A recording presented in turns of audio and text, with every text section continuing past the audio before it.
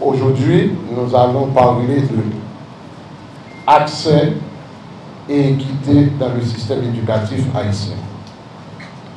Et dans le cadre de cette thématique, la troisième journée de l'atelier, mercredi prochain, sera consacrée à l'équité de genre.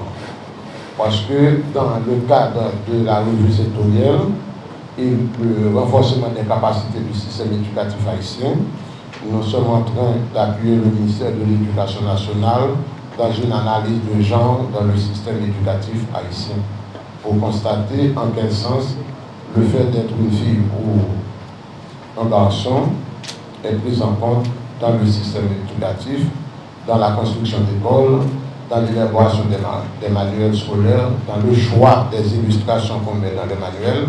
On va examiner tout ça pour voir comment est la situation. Dans les travaux en atelier, les participants vont examiner, parmi les chiffres évoqués tout à l'heure par le directeur de la communication, en termes de construction d'écoles, construction de centres de formation technique et professionnelle, construction d'universités, qu'est-ce qui a été fait entre 2020 et aujourd'hui? Quels sont les chantiers qui sont en cours? Combien de nouvelles salles de classe ont été construites?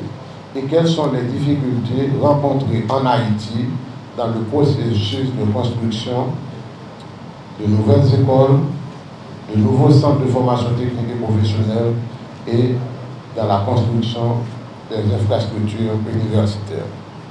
Maintenant, quand nous analysons les difficultés, les progrès, les participants seront en mesure de formuler des recommandations pour que les autorités puissent faire mieux et prendre des meilleures décisions concernant les places disponibles dans les écoles, les universités et les centres de formation technique et professionnelle en Haïti. Nous remercions les journalistes qui partagent ces informations avec le grand public, parce que l'éducation ne concerne pas seulement le ministère de l'Éducation nationale et les institutions éducatives, cela concerne également les officiels du ministère de l'Économie et des Finances, du ministère de la Planification de la Coopération externe, tous les membres du gouvernement et aussi tous les partenaires techniques et financiers qui doivent nous aider dans l'amélioration des infrastructures scolaires dans le pays. Aujourd'hui, ce qui nous concerne au premier chef, c'est bien la question de l'accès et équité.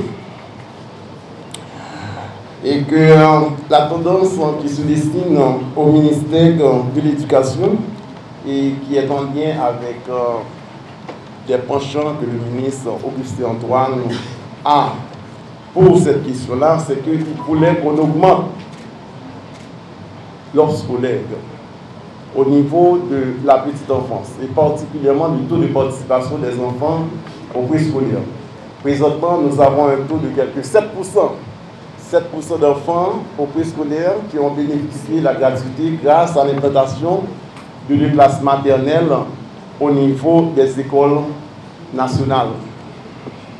Et aussi, la tendance, c'est que nous avons travaillé sur un indicateur très important au niveau de l'enseignement de base. Nous avons quelques 25% d'enfants qui ont accès à l'enseignement au niveau des écoles nationales. Nous sommes à l'année de base 2024-2025. Nous voulions passer de 25% à quelques 40% à l'horizon temporel 2030. Encore coïncident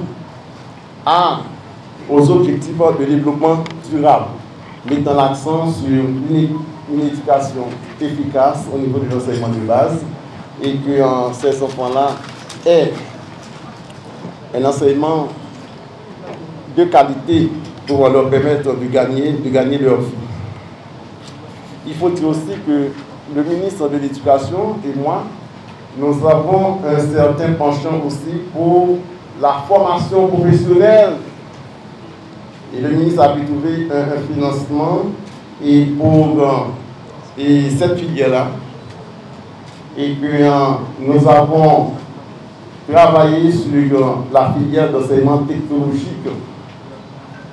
Et qu'on sait déjà qu'avec l'expérimentation de la rénovation de l'enseignement secondaire en septembre 2007, la filière d'enseignement technologique était en veilleuse.